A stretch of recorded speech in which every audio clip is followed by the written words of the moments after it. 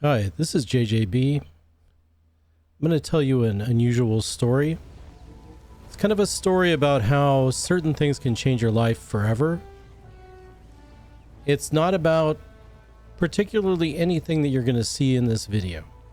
This video is a backdrop for that story.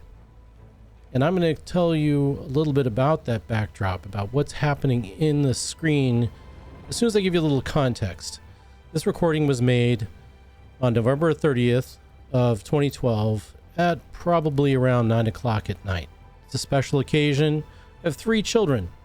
They get to stay up late because the game they love very much is going to be gone forever. And if you think this is going to hit them hard, it's not. They're going to move on to other things. First, Minecraft, and then Terraria. It's not going to hit them that hard, but they do want to enjoy it as much as they can while it is still there.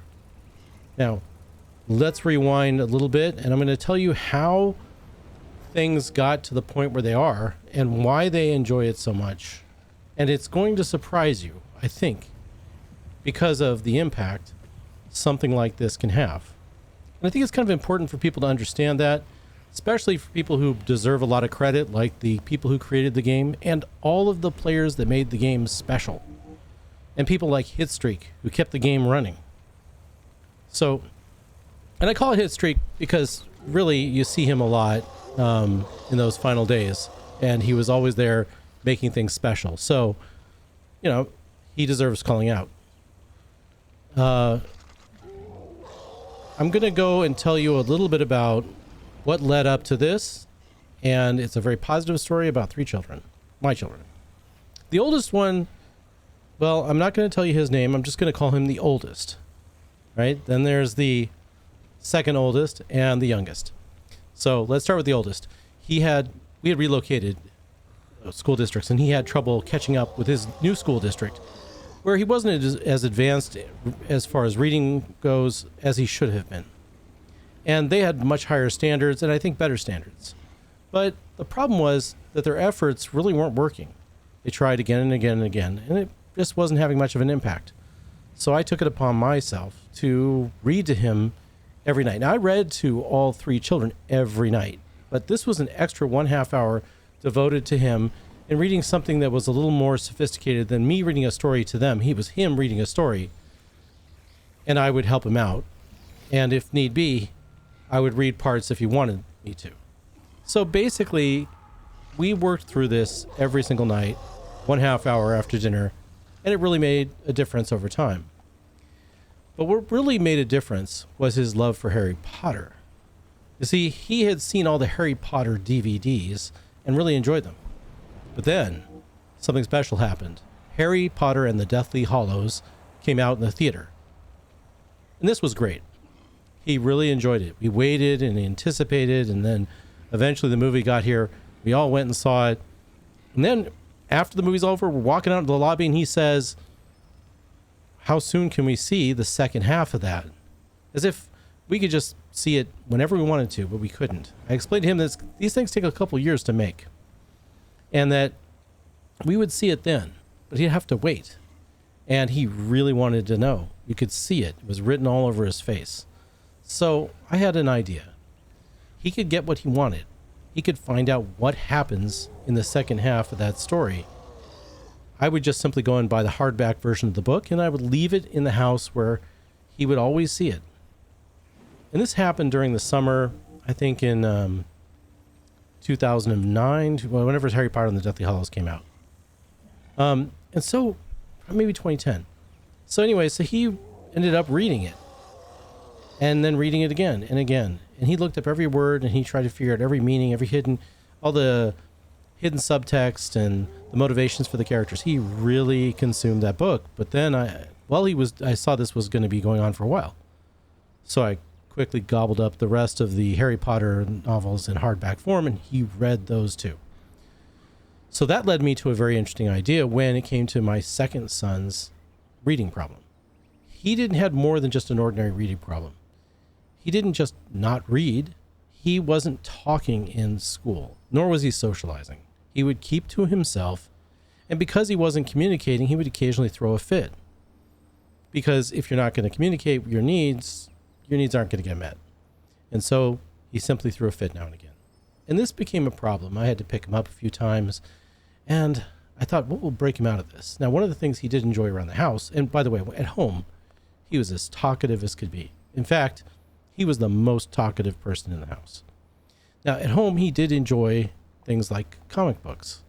Now, I had a whole bunch of older comic books. He was a big fan of the Legion of Superheroes and things like that.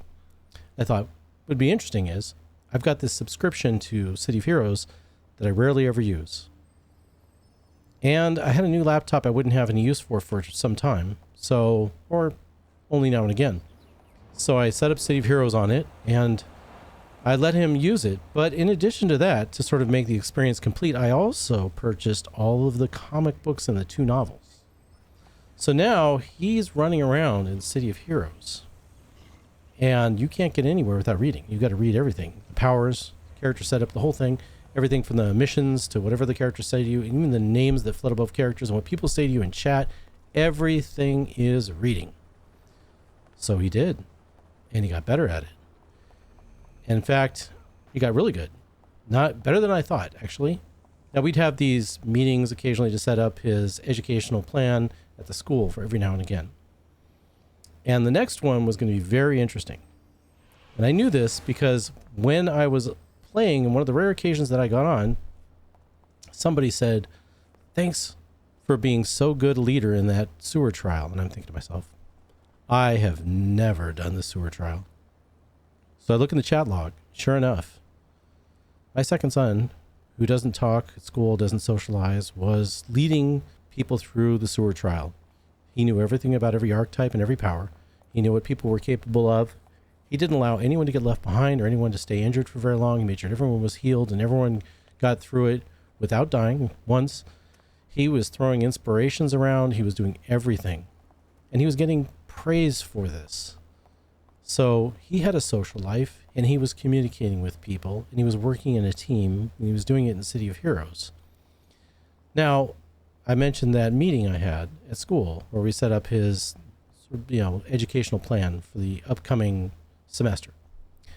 When I sat down, they were all very positive, but they were a little bit confused and a little bit nervous about it because they had no explanation as to why he was doing so good. They said he's socializing. He's, he's talking to people. He's very outgoing and very vocal, and he is exhibiting the traits of a leader, and he's reading and he's writing, and he's doing much better in math, and he's doing much better in all these subjects because most subjects require you to read in order to be good at them. So once you can read well or like to read and find it to be an easy task to do, you're going to do a lot better in other subjects. So he was. And that was very interesting because of what they said.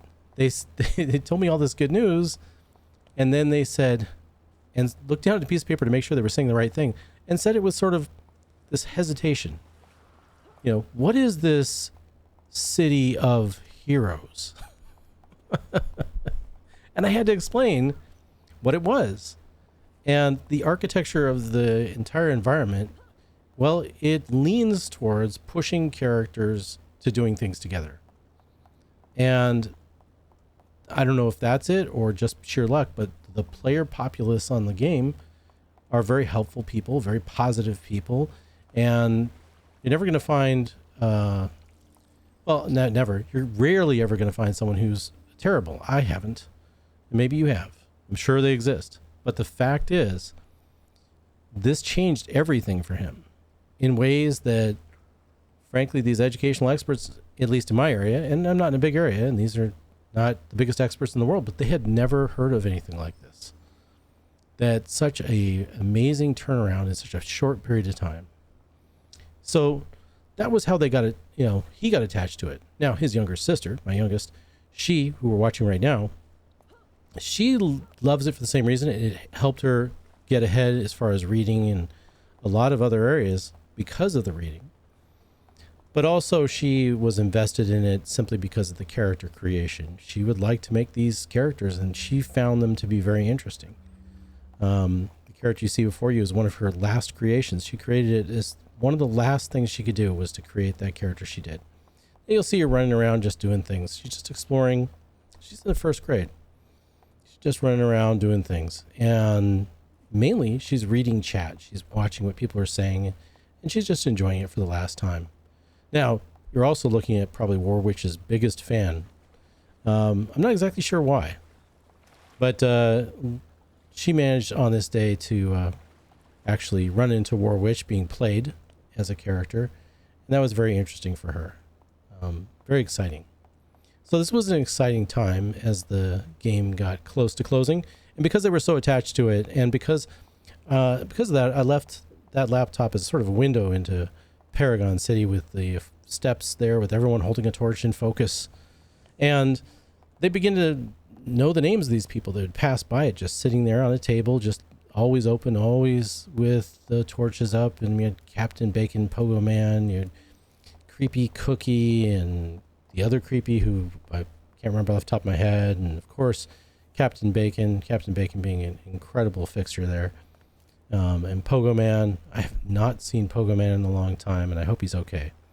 But anyways, kudos to everybody who made everything great, and I just wanted to share a little story with you and to show you what a person halfway through the first grade did on their last day. It was fairly interesting. And if you see yourself in the video, I hope that you do. If you see your name up there and one of those characters standing around, thank you very much. And you all were the most amazing, and still are the most amazing people out there playing games. I don't think any other online environment has even come close. That's just my opinion. I might be biased. So anyways, I thought I'd share this story with you. I hope you enjoyed it. I hope you have a great time, and I hope that you continue playing on whatever set of servers that you enjoy. So take care.